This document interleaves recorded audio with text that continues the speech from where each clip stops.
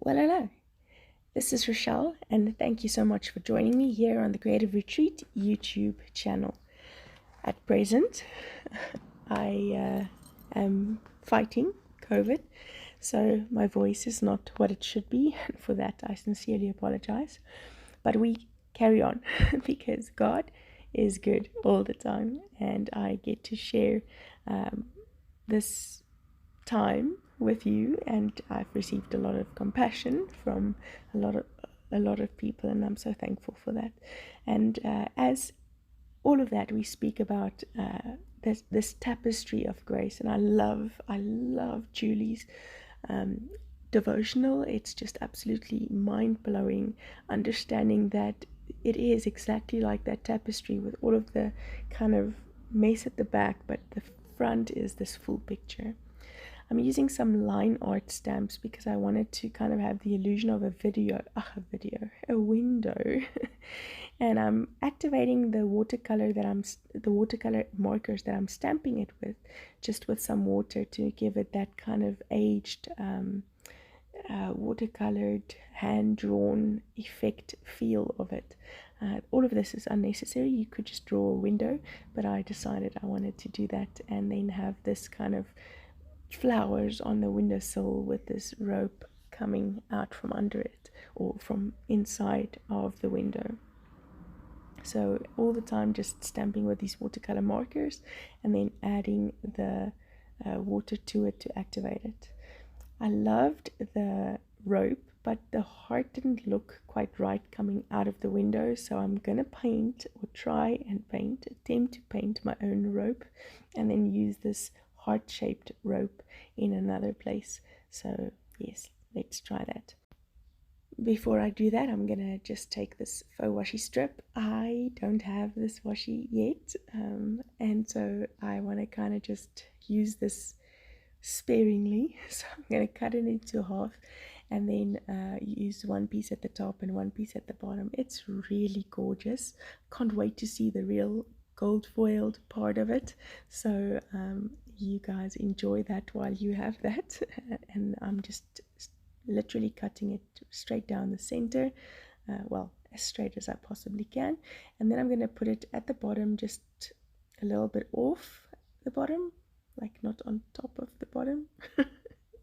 And then I'm going to do the same at the top, leaving that same kind of space there and doing that as sort of framing my my picture, my layout here. And I'm working in Joshua 6 from verse 17 to verse 27, and it speaks of how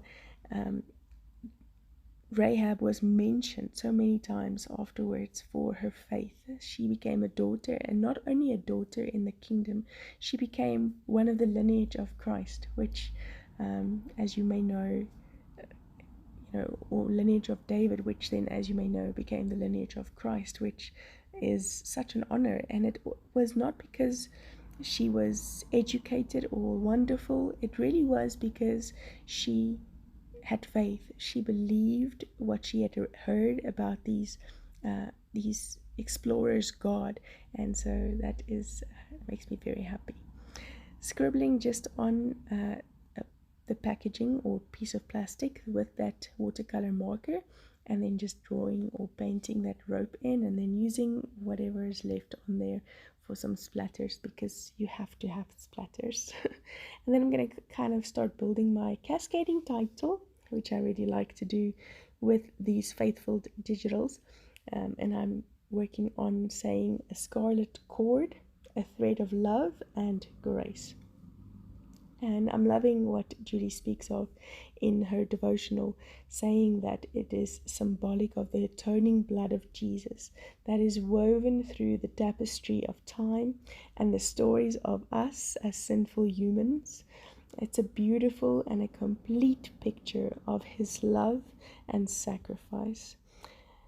Yes, what a beautiful sacrifice. So you'll see that I used some old stamp sets just to add some leaves in the back of these roses, and I'm doing some kind of like stamp surgery, or this would be Faithful Digital's surgery, where I needed these A's, but I didn't want to necessarily stamp them or use some of the older alphabet stickers or anything like that. So I loved that I could just cut out these A's, and it fits the font, and I can just reprint it if I need it for another one. So I took A's out of existing words. I think the words were grace and faith.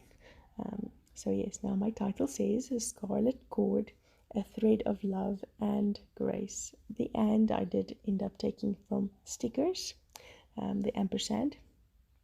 I'm just kind of adding squiggled S's. So S's on their side, lazy S's if you want to call it. The letter S onto this rope to make it look like a rope. And you'll probably see that when you see the picture at the end. You can zoom in a bit on that and see those lazy S's on its side throughout the rope. Then working on my little cluster for the bottom where I'm going to stamp the date, just cutting out. I did cut it with my brother's scan and cut, so there is still like a little white line that I chose to have around there, but for this specific one I want to not have that white line, so just cutting that away and then sticking down my tab as well using that heart-shaped rope piece. And I'm going to stamp out my date using that same watercolor marker to ink up that stamp and then stamping it out. And there was, like I said, these some sentiments from Julie's devotional that I really wanted to write down and remember, and just using an S-nib pen to do that onto the page. So I have read what I said.